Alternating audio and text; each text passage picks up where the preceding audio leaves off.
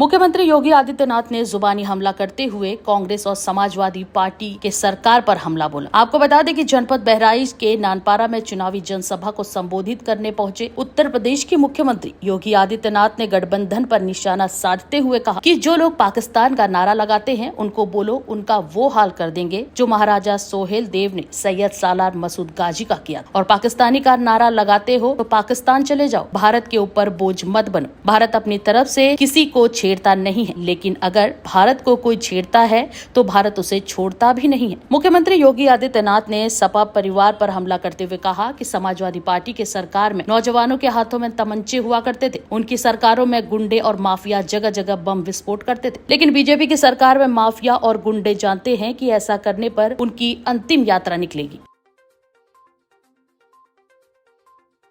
के शौर्य की साक्षी स्वाधीनता संग्राम सेनानी राजा बलभद्र सिंह की जन्मस्थली बहराइच को कोटि कोटि नमन करते हुए आप सभी जनता जनार्दन का मैं हृदय से अभिनंदन करता हूं, स्वागत करता हूं। बहनों और भाइयों, आपका उत्साह इस भीषण गर्मी में भी जिस ओज और जोश के साथ दिखाई दे रहा है, ये भारतीय जनता पार्टी की अग्रिम विजय का प्रतीक है। इसके लिए मैं आप सबका हृदय से अभिनंदन करता हूं। मंच पर उपस्थित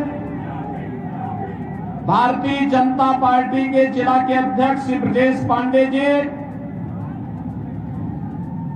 लोकप्रिय सांसद श्री अक्षयवर लाल गौड़ जी, पूर्व सांसद और विधान परिषद सदस्य श्री पदम सेन चौधरी जी, श्रीमती प्रज्ञा त्रिपाठी जी, यहां के लोकप्रिय विधायक श्री रामनिवास वर्मा जी,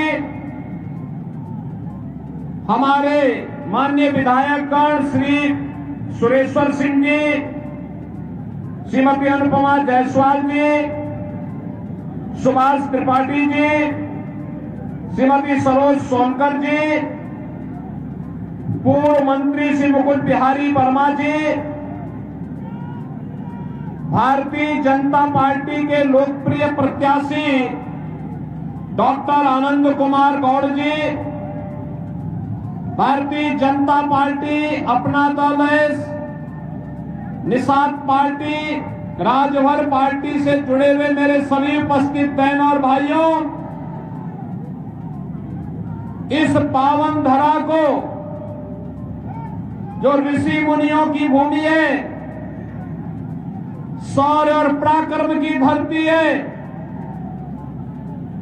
सम और विषम परिस्थितियों में राष्ट्रवाद के साथ हमेशा खड़ी रही है, जो राष्ट्र के लिए करेगा। कोटि नमन करते हुए मैं आप सबका हृदय से अभिनंदन करता हूं, स्वागत करता हूं। बहनों और भाइयों, आज तीसरे चरण का मतदान चल रहा है और 2 चरणों में जो हुआ, जनता जनार्दन का पार स्नेह और आशीर्वाद प्रधानमंत्री मोदी जी के साथ कमल निशान पर प्राप्त हुआ है और तीसरे चरण में भी वही रुझान देखने को मिल रहा है। अभी कुछ देर पहले मैंने मालूम किया कि क्या रुझान है, पता लगा कि 45% से ऊपर मतदान हो चुका है और अभी ये सायंकाल 6 बजे तक चलेगा। तो ये दिखाता है कि उत्तर प्रदेश में 10 की 10 सीट भारतीय जनता पार्टी की ओर जाएगी आज, और देश के अंदर 94 में से ज्यादातर सीटें भारतीय जनता पार्टी की झोली में जाकर के जो जनता की आकांक्षा है कि अब की बार 400 पार का लक्ष्य भी पूरा होगा और फिर एक बार मोदी सरकार का की आकांक्षा भी पूरी होगी। बहनों और भाइयों, जब लोग पूछते हैं कि आखिर फिर एक बार मोदी सरकार ही क्यों? तो उनके सामने स्वाभाविक रूप से हम उत्तर भी इसी प्रकार का दे देते हैं कि क्या आपने बदलते हुए भारत को नहीं देखा? एक नए भारत का दर्शन जो हम कर रहे हैं, और जब हम तुलनात्मक रूप से उनके सामने आंकड़ा रखते हैं, तुलनात्मक नए भारत का चित्रण प्रस्तुत करते हैं, सबकी आंखें खुली की खुली रहती हैं और सब स्वीकार करते हैं कि जो काम मोदी जी के नेतृत्व में हुआ है, इससे पहले कभी नहीं हो पाया था, कभी नहीं हो पाया था। और बहनों और भाइयों, आज मोदी जी के प्रति वही कृतज्ञता ज्ञापित करते हुए, श्रद्धा और सम्मान का भाव व्यक्त करते हुए देश की जनता जनार्दन मोदी जी के साथ खड़ी है। जाति मत मजहब से ऊपर उठकर के मोदी जी के साथ खड़ी है। बहनों और भाइयों, हमारी पीढ़ी सौभाग्यशाली है। हम इस बदलते हुए भारत का, आत्मनिर्भर बनने की ओर अग्रसर भारत का, हम भी इसमें योगदान दे पा रहे हैं। वर्तमान पीढ़ी इस बात के लिए सौभाग्यशाली है। बहनों और भाइयों, 2014 के पहले का भारत क्या था? एक बदहाल भारत, जनता का विश्वास खो चुका भारत, गरीब भूख से मरता था, अन्नदाता किसान आत्महत्या करता था, नौजवान पलायन करता था, व्यापारी रंगदारी देने के लिए मजबूर होता था, बेटी और व्यापारी दोनों सुरक्षित नहीं थे। बहनों और भाइयों, 2014 के बाद का भारत, आज आप देख रहे होंगे 80 करोड़ लोगों को फ्री में राशन मिल रहा है ना, मिल रहा है ना। अब मैं यही से बोल रहा हूं, याद करिए, भारत 80 करोड़ लोगों को फ्री में राशन दे रहा है और पाकिस्तान की कुल आबादी 23 से 24 करोड़ है। पाकिस्तान में लोग भूखों मर रहे हैं। अब जो लोग पाकिस्तान का नारा लगाते हैं, उनको बोलो वही हाल कर देंगे जो हाल महाराज सुहेल देव ने सालार मसूद का किया था। उनको बोलो कि उस भिखमंगे पाकिस्तान का नारा लगाते हो तो जाओ वहां जाके भूखों मरो, भारत के ऊपर बोझ मत बनो। 80 करोड़ लोग फ्री में राशन, 60 करोड़ लोग 5 लाख रुपए का आयुष्मान कार्ड का लाभ, 50 करोड़ लोगों को जनधन अकाउंट, और अगर कोई बीमार पड़ता है, हमारा कोई सांसद, कोई विधायक, कोई पूर्व विधायक, पूर्व सांसद, कोई पदाधिकारी या पीड़ित भी स्वयं मुझे पत्र लिख देता है, तो मैं उसके जनधन अकाउंट में पैसा भेज के कहता हूं जाओ उपचार करो, निश्चिंत होकर उपचार कराओ, सरकार सारा खर्चा उठाएगी। बहनों और भाइयों, 12 करोड़ किसान सम्मान निधि का लाभ प्राप्त कर रहा है। 12 करोड़ गरीबों के घर में शौचालय बन गए हैं। 10 करोड़ गरीबों को उज्ज्वला योजना का रसोई गैस का सिलेंडर प्राप्त हो गया है। 4 करोड़ गरीबों के घर बन गए हैं। और बहनों और भाइयों, 2.5 करोड़ गरीबों के घर में बिजली पहुंच गई है। मोदी जी ने आश्वासन दिया है, अभी जितने भी गरीब के घर में रसोई गैस नहीं पहुंची है उसको रसोई गैस देंगे। जिन गरीबों के घर बनने बाकी रह गए उनके मकान भी बनाएंगे। और बहनों और भाइयों, अब तो हमने एक काम और किया है, उज्ज्वला योजना के हर लाभार्थी को होली और दीपावली में फ्री में भरा हुआ सिलेंडर भी उपलब्ध करवाने का काम कर रहे हैं। आज सुरक्षा भी है, सम्मान भी है। देखो, कांग्रेस और समाजवादी पार्टी की सरकार थी ना, तब विस्फोट हो जाया करते थे, कहीं भी आतंकी विस्फोट होते थे, कहीं पे भी विस्फोट हो जाता था। और जब जनता जनार्दन से आवाज उठती थी, भाजपा आवाज उठाती थी कि आतंकवाद का मुकाबला करो, तो कांग्रेस के लोग और सपा के लोग क्या कहते थे तो आज सीमा पार का है। और आज आतंकवाद का समाप्त तो हुआ ही है। अगर कहीं जोर से पटाखा फट जाए ना तो बहनों और भाइयों, पाकिस्तान सबसे पहले सफाई देता है, कहता है कि ये मेरा हाथ नहीं है, क्योंकि पाकिस्तान को मालूम है नया भारत है, छेड़ता नहीं है, लेकिन कोई छेड़ता है तो उसको छोड़ता भी नहीं है। बहनों और भाइयों, ये नया भारत है, अगर सुरक्षा और सम्मान दे रहा है, विकास के बड़े बड़े कार्य हो रहे हैं, बहराइच में मेडिकल कॉलेज खुलेगा, कोई कल्पना करता था? आज यहां पे महर्षि बालार कृषि के नाम पर हॉस्पिटल और मेडिकल कॉलेज महाराज सुहेलदेव के नाम पर आपके इसी बहराइच में खुल चुका है। बहराइच में ही मेडिकल कॉलेज होगा। आज ये कोई लोगों के लिए पहले कल्पना थी, आज वो साकार हो चुका है। महाराज सुहेलदेव का स्मारक कितना भव्य स्मारक बना है, कभी गए आप वहां जाके देखिए उनका विजय स्तंभ महाराज सुहेलदेव का।